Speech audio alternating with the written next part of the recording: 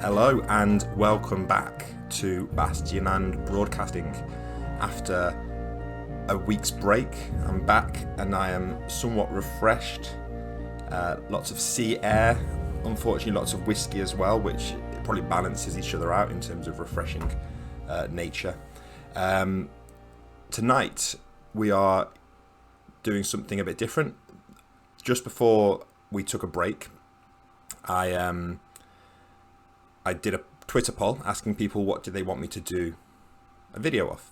And last stream, 2 weeks ago, the answer was Grimlight, and we did a Grimlight sort of playthrough. And then the runner-up, second place, was Bastionspiration, which I regret giving it that name every week, that I have to say it out loud. But Bastionspiration, which is what we're doing today, which is when I dig into a source of inspiration for games that I make. So we're now at the point where originally it was inspiration for Electric Bastionland, but today we're looking at a source that's it's really more of a source of inspiration for things that I've got in the pipeline further down the line, and just general, it does a lot of things that I like in games, and I wanted to sort of highlight what it does well and think about how that can be applied to like tabletop role-playing games. Because I'm very aware that you can jump into a video game, point out how well designed it is, but it's not always applicable to what happens at on the tabletop. So, if you were waiting the stream, you would hear this fantastic music in the background. And this beautiful music, some of you may recognise from a game called Outer Wilds. And this is a game that came out, should have checked the release date before I did this stream, shouldn't I? I think it was last year. I don't think it's been out much longer than a year, maybe. I know it's been in development for a long time, and what it is it is a type of game that I've never really seen. I've not seen another game do what this game does. I will expand on that a little bit because that's not very helpful. The one thing I will say is I saw a review of Outer Wilds, and at the start of the video review, the guy said, if you think about playing this game, then don't watch this because there's going to be all sorts of spoilers, and this game is all about discovery. I'm not going to jump into this and show you all of the secrets. I'm going to be looking at the structure of the game. But if you're really sensitive about spoilers, you know, as much as I hate to say it, maybe skip this stream, but I'm not going to be revealing like everything. The nature of this game is you are trying to essentially uncover a mystery, and I'm going to look at how that is presented, but I'm not going to be looking at too many specific parts of the puzzle, if that makes any sense.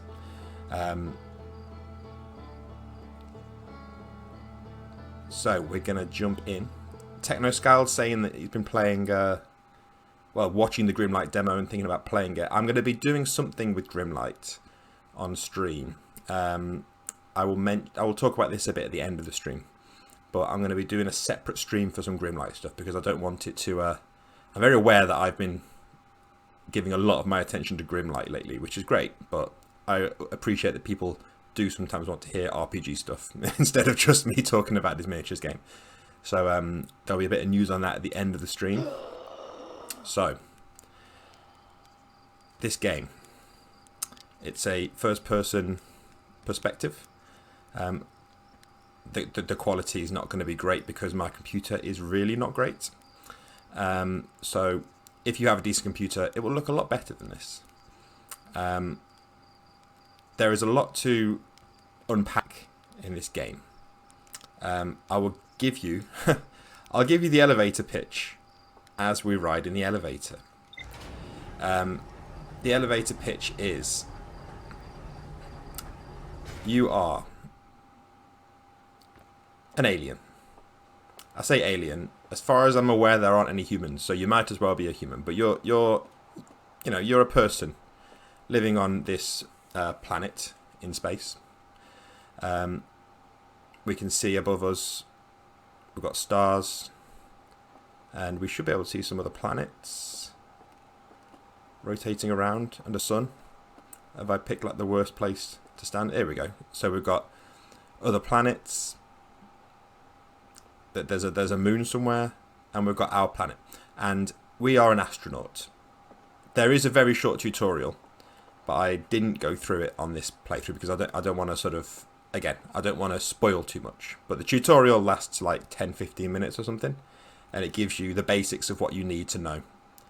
But it delivers its setting in the kind of way that I like, which is it's all about getting you to the ship. So all we've missed is that we've gone through some very basic astronaut training, and we are going to be an astronaut going into space, and this is our ship. So I've tried to sort of divide my thoughts on this game, but the first thing I'll mention is just the way that it feels, because I really enjoy space games. I wrote that big blog post talking about Frontier and my experiences with that growing up, and I always like the idea of space exploration games, and going out onto the frontier with your little ship. But this is one of the few games that's actually ever made me feel like I'm genuinely doing that. And there's lots of little things, like the fact that you can walk around your ship, the fact that your ship looks very lived in, the fact that things like how to refill your oxygen are written on like post-it notes scattered around your cockpit, and the map is just a map on the wall. Now, I won't go into the ship's log because this has got quite a bit of sort of spoilery stuff in, but as you uncover secrets, you sort of enter them into the ship's log, and but the key with this game is the only advancement that you have is what you learn about the universe. I say universe, solar system. Let's get the focus right. So we're going to be exploring a solar system, and there's no skills to unlock. I don't think there's any like extra equipment that you get. You're never going to upgrade your ship. You're never going to improve your stats. In fact, I don't even think I ever really see any stats. Literally, there's not really even like a save state for the game. The only save state that exists is when I clicked resume game, it started me off after the tutorial effectively. So it didn't make me redo the tutorial. Because the only progress you make is the things that you learn, and you're working towards uncovering a certain secret. That secret will be revealed in about, or rather, the nature of the problem that we're trying to solve will be revealed in about 20 minutes, maybe from now, 15-20 minutes. So it's not really a spoiler, because as soon as you start playing this game, you're going to uncover this. You're going to see what your sort of call to action is, if you like. Now, flying is very satisfying, as you can see. But I spoke about the feel, and the one thing you'll notice about this planet here, if you are any sort of scientific purist, you will notice that this planet does not make a great deal of sense, because it's tiny, and you can sort of, if we go to the moon over here, or the Atl rock it's called. Oh, it's already going wrong.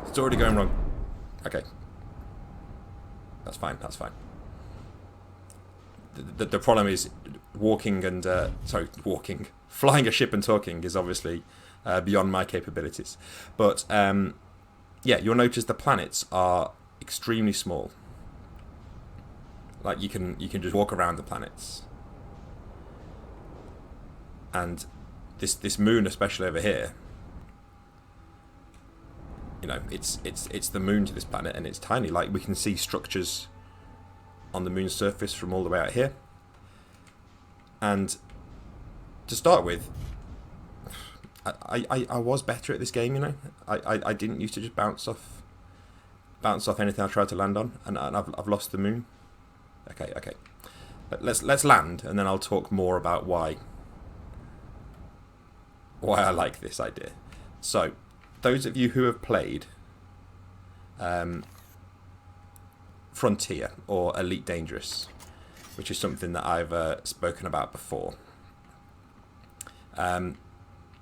you will know that the universe in those games is vast. Like, you couldn't possibly explore the whole thing.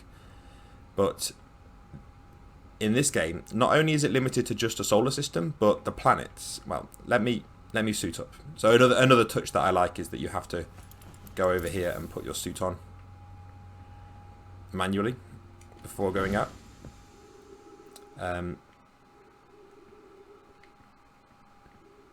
So you can see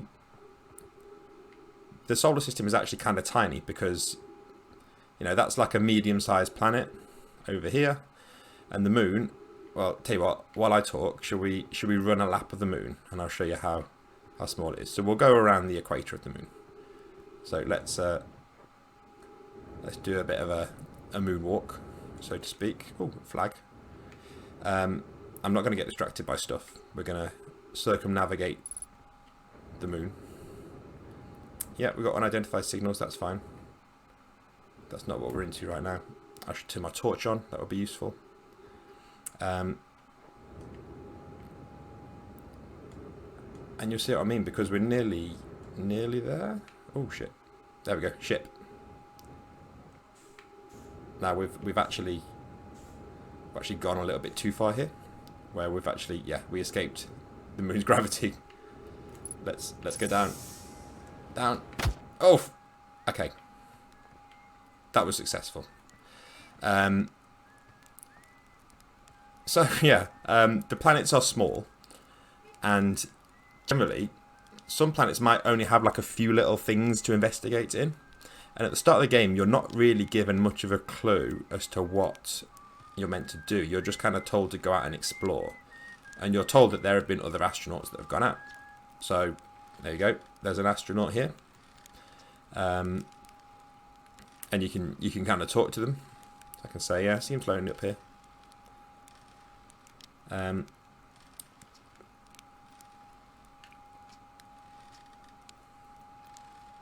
And, you know, you get these little bits of information from a character.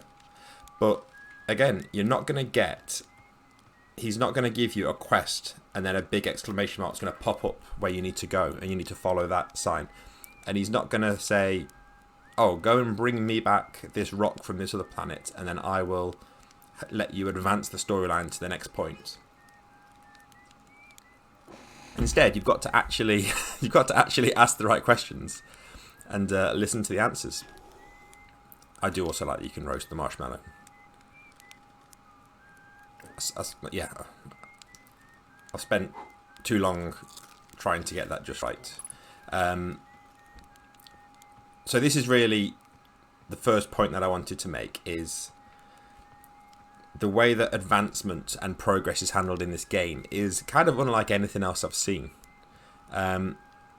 Once you have solved the mystery, which again, it just involves gathering information and understanding how the solar system works. Once you've done that, you could load up the game and complete the game within, I think, about 20 minutes, maybe even less. But that progress is all, when I say it's in your head, that sounds a bit derogatory, but the progress is all about information and discovery. Now, I'm deliberately not going to be discovering too much here because I don't want to give away any of the secrets of the universe. What I will say is, I spoke a little bit about the feel of the game and how it feels like you're really, you know, the fact that you have to take off your suit when you get back in, and the fact that you can see your interface here is telling me that I need to repair the ship. But to repair the ship, it's not a case of just getting a menu out or spending resources. You've got to actually go out and repair it yourself.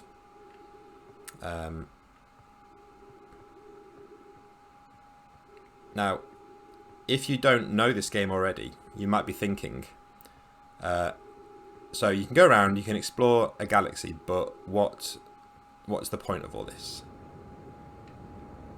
Well, I'm hoping I can repair my ship first of all. Here we go.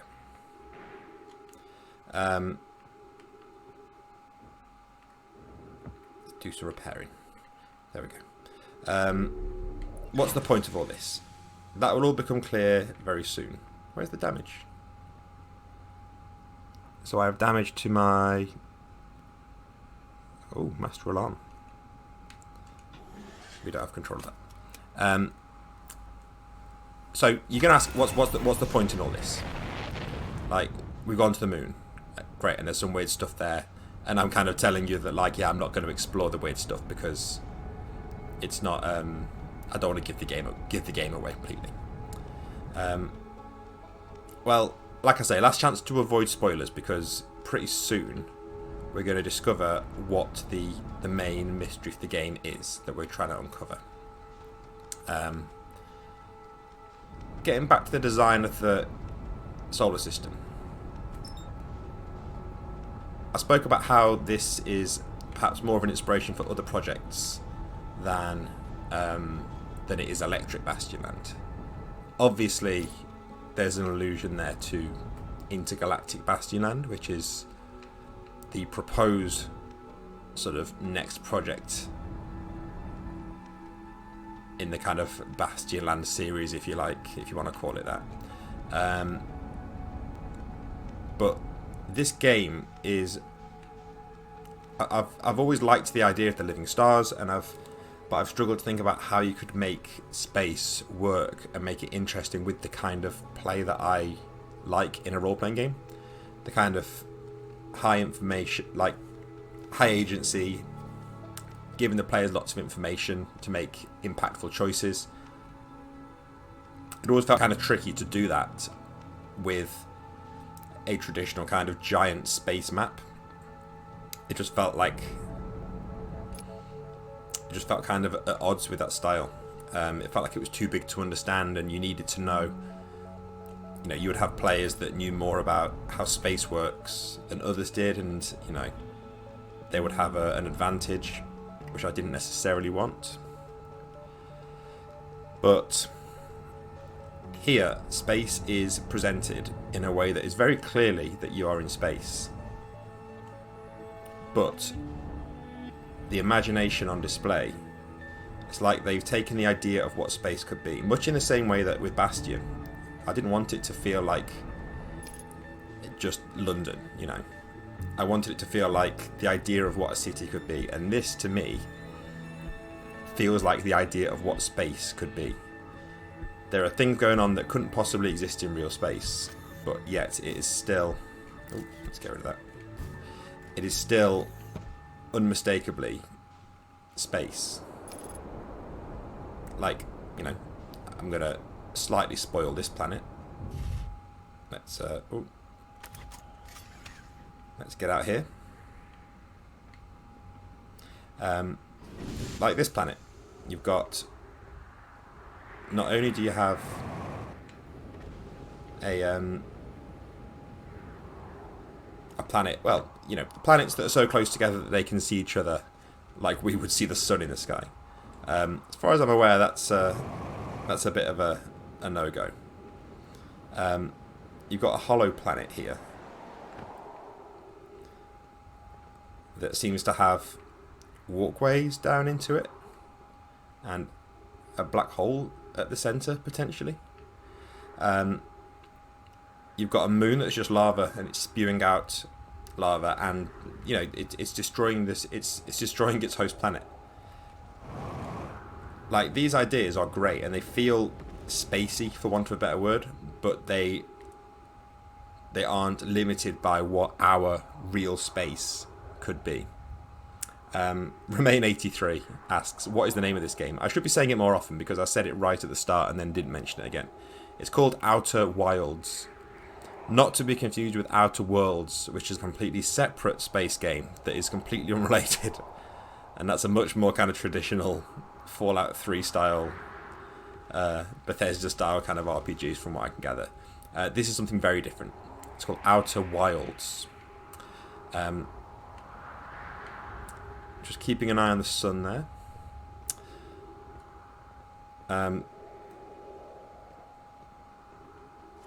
So yeah, you've got an unrealistic space that still feels like space.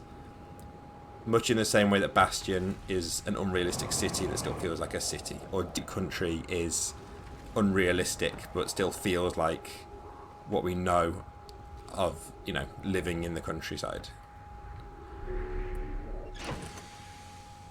Now, let's suit off for a second. So I think in about 5 minutes, maybe less than 5 minutes, we're gonna sort of learn about the sort of hook of the game, if you like. But as you can see, there's a sort of ongoing theme of time here, time pressure, because this world is collapsing here. So with any good mystery, I think you need to have that element of time pressure. Or else it's just a case of, if you've got infinite time, then, you know, it really is, there really isn't much of a excitement around solving the mystery. Let's see if we can get to the Ember Twin over here. Because we've got these two planets that are twinned here.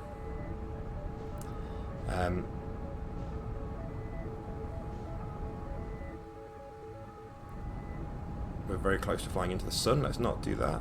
Let's not do that. Let's get away from the sun. Those planets are very close to flying into the sun, which is a little bit worrying. Yeah, I think we're at a safe distance now. So, I will get to the mystery thing in a minute. As you can tell, I'm sort of stalling for time. The other thing that I really like about this game, let's tell you what, let's go for a spacewalk. We haven't got our suit on. Let's get our suit on. Let's go out into space. Okay. Oh yeah, let's not go too far from our ship. So let's match our velocity to our ship.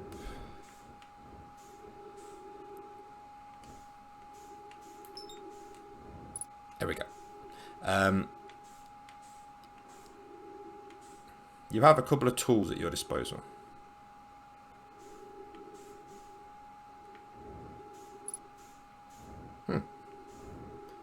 I've lost everything. Is this an issue with my my computer here? Let's get back in the ship. This was a ridiculous idea. So I mentioned that you don't get new tools or weapons. Scout error.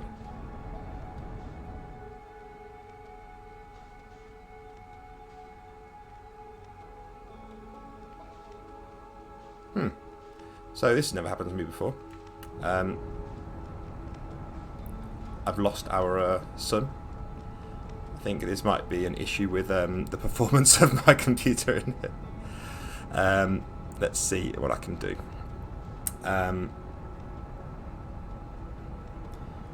So I said about having a couple of tools at your disposal. One of the tools that you have is this scout drone, which you can ping out. Another one that you have is am I really left alone in the universe? Is this happened to me live on stream?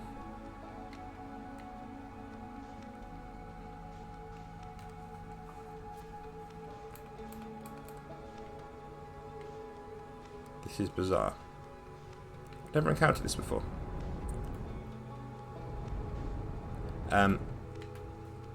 So the tools that you have at your disposal, you have them from the start. I've complimented Breath of the Wild for doing this before. You know, give the players all the tools that they need.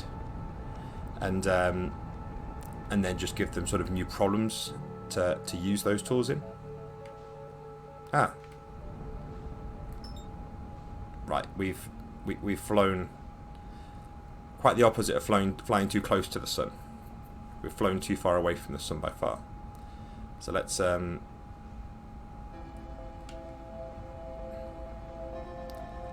this, shall we?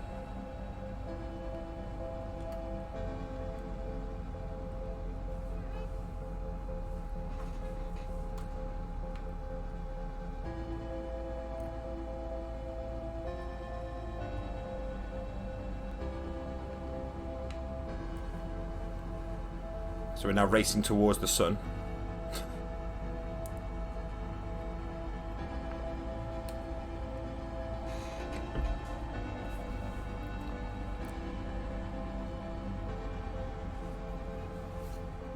Right, we finally have some bodies here. Ah, right, okay. So there is a draw distance limit apparently. Don't go too far away. Right, so let's just park near the sun. Nearish the sun.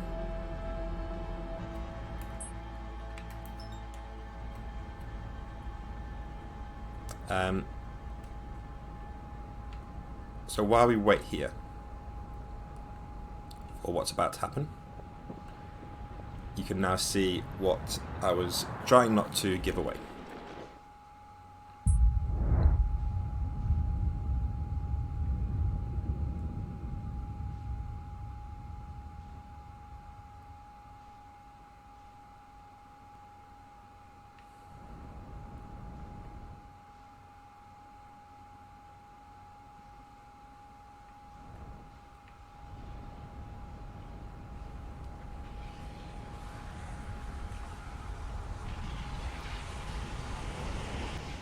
There we go. So, the hook, yeah, the video is a bit choppy, sorry. It's performance issues, I'm afraid. I have been looking at an upgrade for my computer, specifically for streams. So, you never know, perhaps soon. Every, I think it's 22 minutes or something. After 22 minutes from starting the game, the sun will go supernova and wipe out the solar system. And then that happens, and you wake up back where you started. So you are essentially on a time loop. And when you get back to where you started, everything is reset. So that planet that was getting bombarded by its moon, that planet will be back to normal. Anything that you've done is undone. Anything you've interacted with gets back to how it was before. So your job, I guess, your goal is to try and prevent the sun from going supernova and discovering why are you stuck in this time loop. So, now that I've given that away, I can actually do a little bit more exploration. So I mentioned there are several planets. Dark Bramble is an interesting one, which I won't be going to. The Attle Rock is our moon.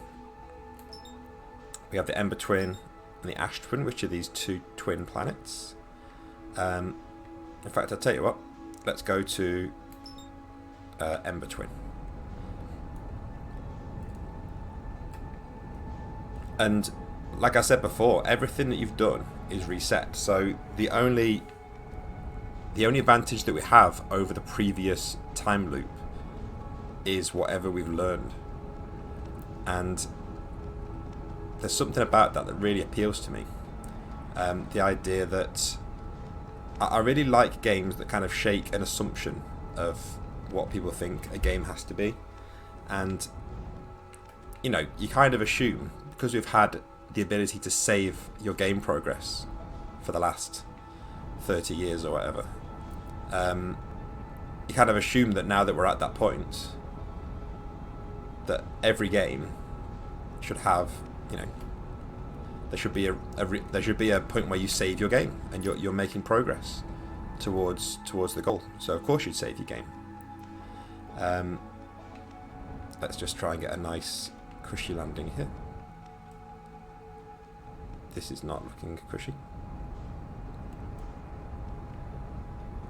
I'm gonna pull out from this, and I'm gonna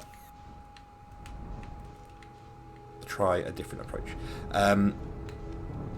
But no, this game is one of the few games I think I've played. One of the few games I think I've played in recent years where, when I say recent years, I'm talking like since like arcade days, where you don't save your game. Like, if anyone else can think of one where you don't save your game but you're still making progress, that would be really interesting to hear about. And I just love it because it feels like you're properly exploring this world.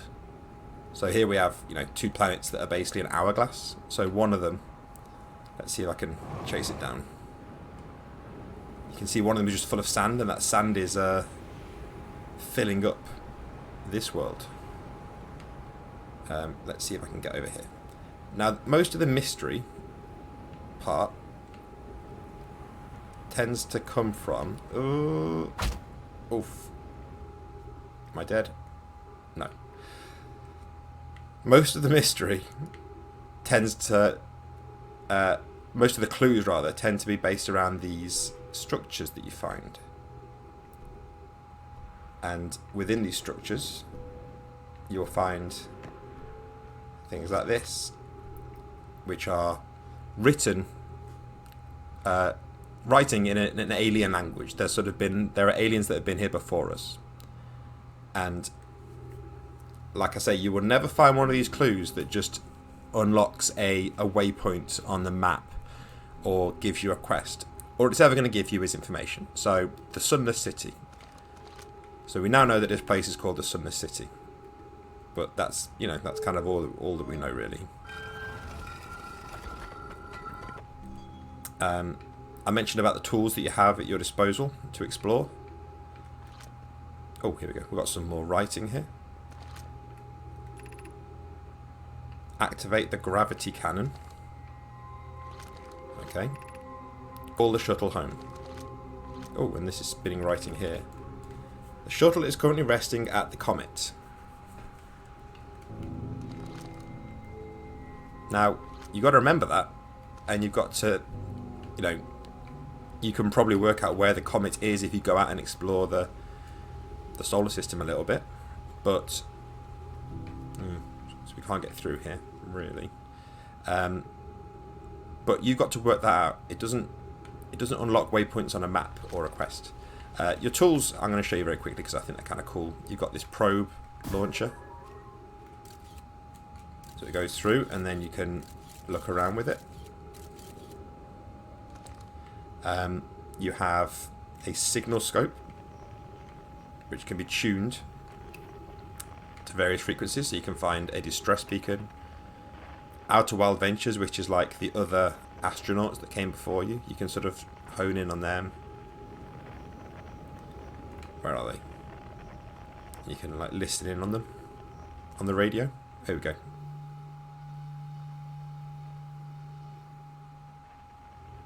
It's moving, obviously, because the planets are moving. But yeah, that's it. You go around, you read... that's bad. There we go. You go around, you read things. Let's see if I can get out of here. You go around, you read things. They send you to other places that you might have discovered or not yet discovered. And you've got to go looking for them yourself.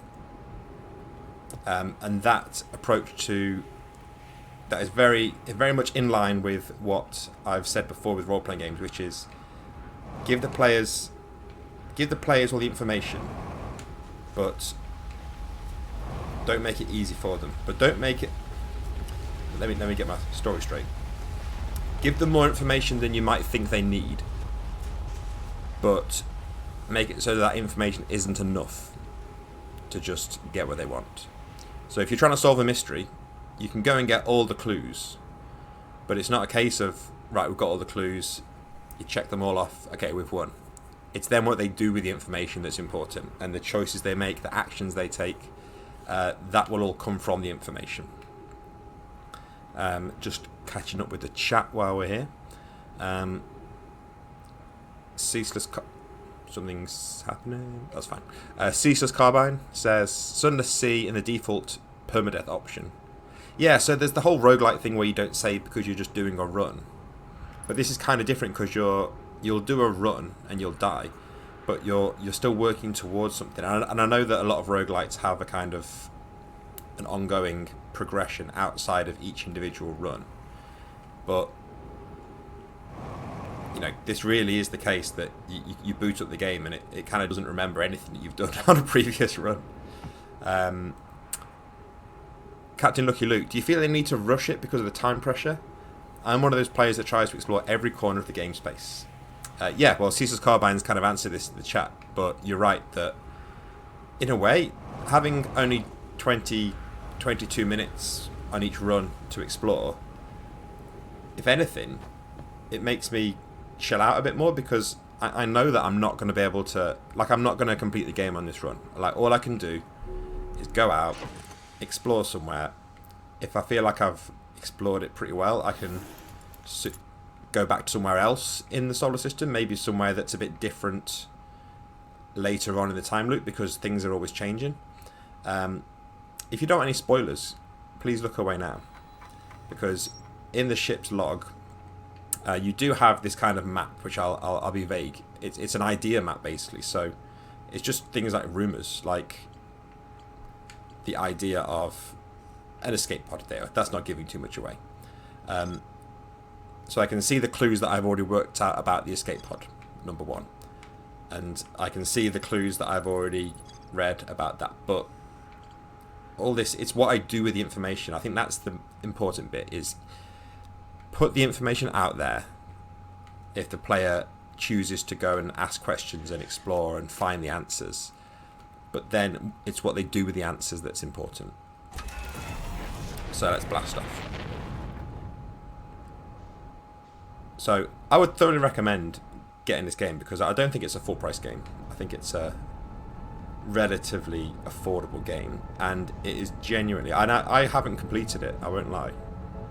I kind of don't want to complete it. That's the one thing, like Lucky Luke said about, do I feel rushed to complete it? I kind of don't want to, because I enjoy the fact that there's so much mystery out there and I don't know everything about the world.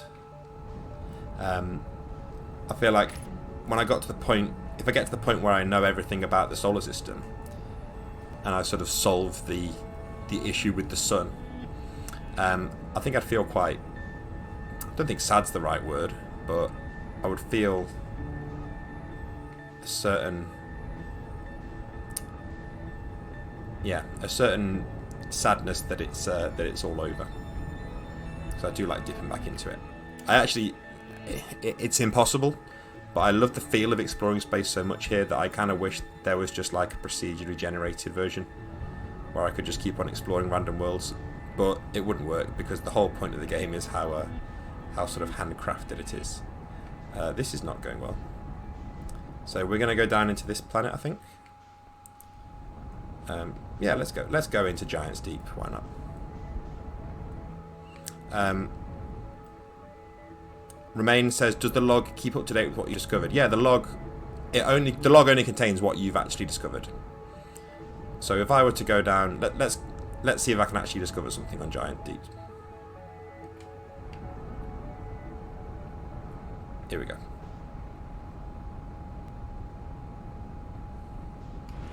So let's go into the atmosphere. And woohoo. Ooh, what's this? Ooh. It's a water world, and that is a ship. Okay. You see, the good thing is, I don't think I've uncovered this before. Can I go in that ship? Dare I?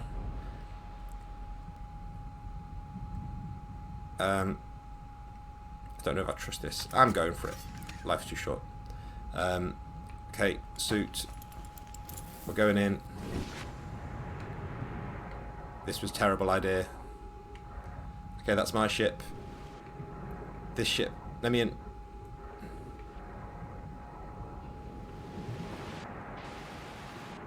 Ah. No, it's too scary. I'm going back. Whew. Yeah, we're not doing that. But this is what I mean. Like, I don't know exactly how to explain it, but the game just feels like I'm exploring space a lot more than I get when I'm playing Elite Dangerous. And Elite Dangerous is a much more realistic depiction of space. Not like entirely realistic, but more realistic. And you know, I really enjoy that game. But I don't get the same sense of exploration. It's weird because it's like scaled down. I guess the comparison it's a weird comparison. But have you ever been to like when you go to like a theme park? So I'm thinking of like Epcot in Walt Disney World, where you've got the World Showcase, where there's different sections of the park that are all like different countries. So there's like a France section, and you know, a Germany section, a China. This is like that, but for the universe. So in many ways, you're able to explore it more quickly, and you're able to get a sort of very condensed experience. I'm not sure this analogy is holding together. But it's like a condensed, scaled-down version of the universe, of what the universe could be if you imagined it, rather than what it's actually like. So, if I was to talk to this guy, I can speak to him. So he could say, "Where should I explore on Giant's Deep?" At the start of every time loop, I keep seeing a bright flash in the sky at the start of every loop. Something must be happening up there in orbit around the planet. What else? Have you been to Statue Island? That's where I've been calling it, seeing as it's the island where I found the glowing Nome statue.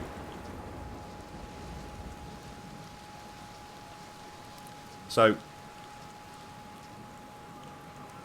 this is it. Like, everywhere you go, you're going to get something. There's not really any, like, dead space. I remember seeing a design talk about this game where they said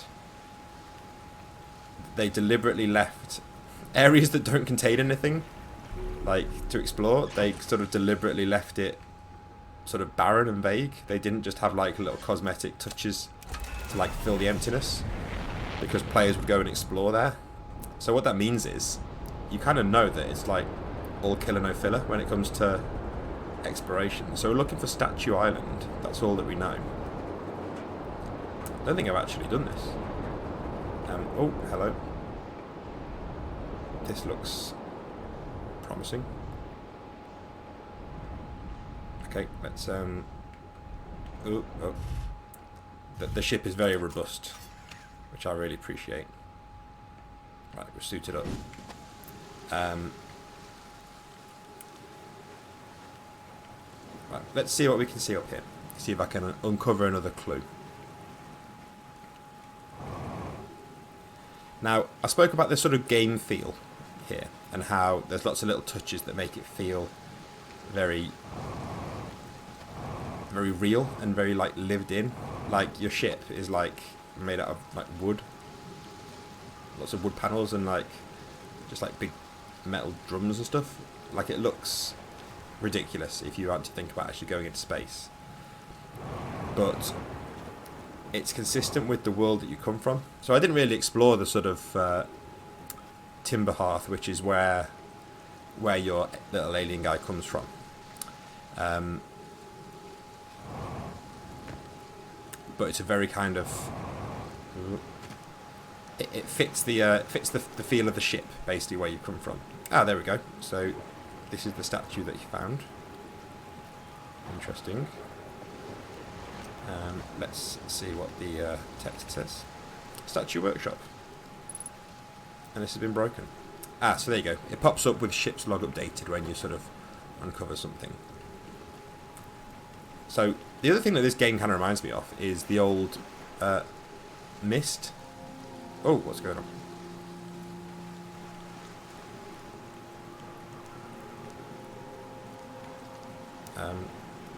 Are we on our side?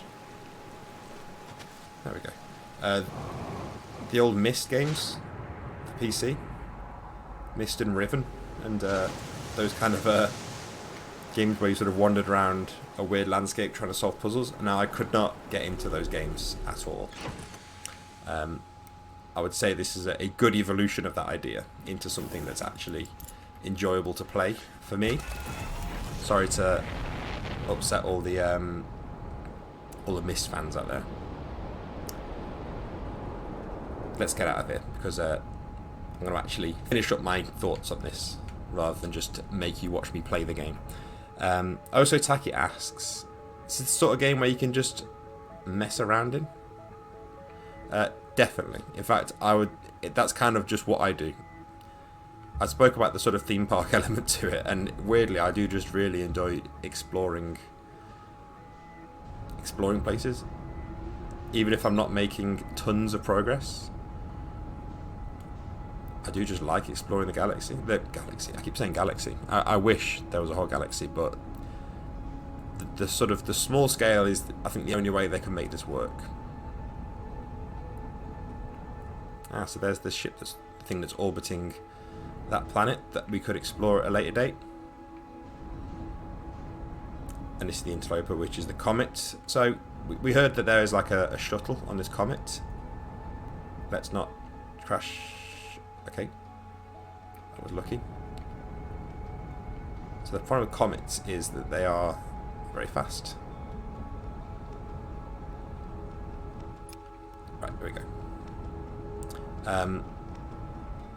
So I said about that sort of real feel of the game, and the fact that you've got little things like your scanner, and the fact that you have to put your suit on and you can toast a marshmallow, and little things that kind of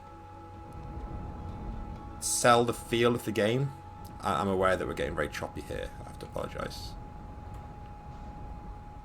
How can you do that in a role-playing game? Because sure, if we're doing a game where it's appropriate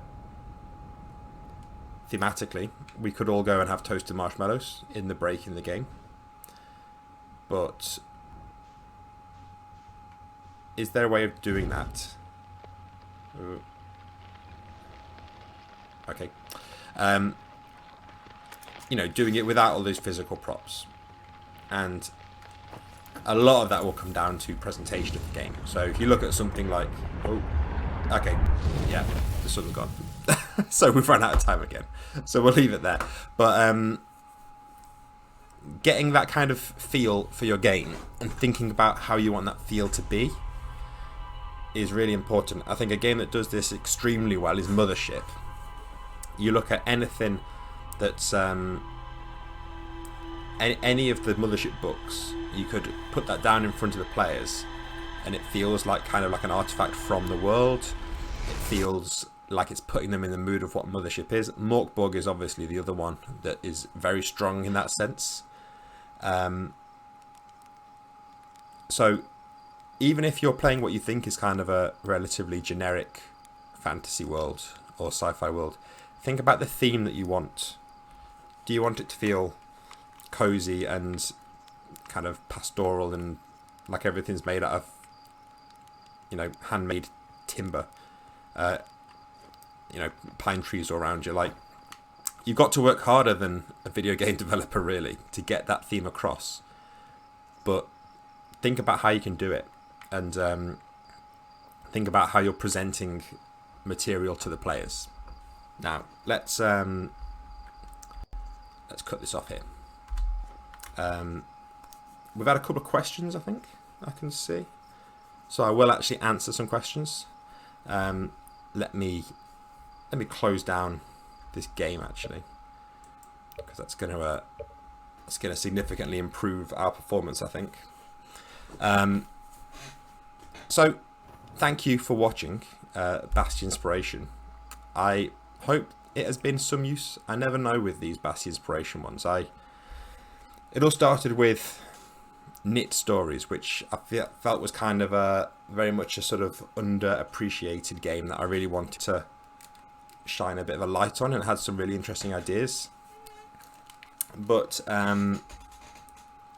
yeah, I'm trying different things with the stream, and I'm still enjoying it very much. I can see that we've still got people tuning in to watch, so it's not like a matter of life or death, but I'm always interested to hear what people are enjoying in the stream, and even what they're not enjoying. I know that it's going to be like, you can't please everyone all the time, and I'm not going to be trying to do that, but if there's something you'd like to see more of, and you let me know. Currently, there's not many people that are telling me what they would like to see more of, so your opinion is likely to be taken disproportionately well. Like, if you ask me, I'll probably do it. Speaking of which, on Friday this week, and potentially for every Friday going forward, I'm going to be doing a stream at a different time. It's going to be in the daytime in UK time, so we're probably talking about 7 hours before now, maybe 8 hours before now. It's kind of a ridiculous time to do it because I know it's very early over in the US, but it kind of, I wanted to have a separate stream for testing stuff out, and at the moment testing stuff out means Grimlight, so I'm going to be doing a little Grimlight playtest thing, potentially with somebody else, potentially on my own, I don't know yet. But this Friday, probably around 3 p.m, no, let's say 2 p.m, British summer time, there will be an extra stream this week, and it'll be focused around Grimlight. And that's probably going to be a new slot where we look at testing out something new, something a bit more focused perhaps than these streams, which not focused, something focused on something different than these streams, which I'm going to try and keep as sort of RPG style content.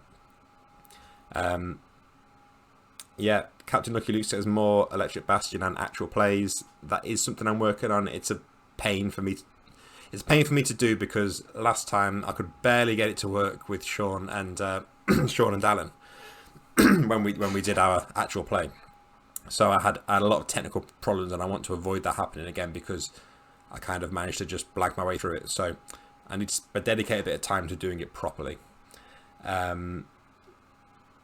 Oh, so Taki, I'd love to have a deeper dive into how to impart this thematic feel into games. So yeah, if you haven't heard already, we did a podcast with the Morkborg guys that kind of talks about that a little bit, but it might be something for a blog post perhaps in the future. But yeah, thank you everybody for tuning in. I will be returning next week. If I continue the theme of working my way down the Twitter poll, then next week I should be doing Space and Solitude, but I think I'm going to save that for one of my Friday testing streams, if you like, because it's really more of a play test. So next week I'm going to probably do something Electric Bastion and focused.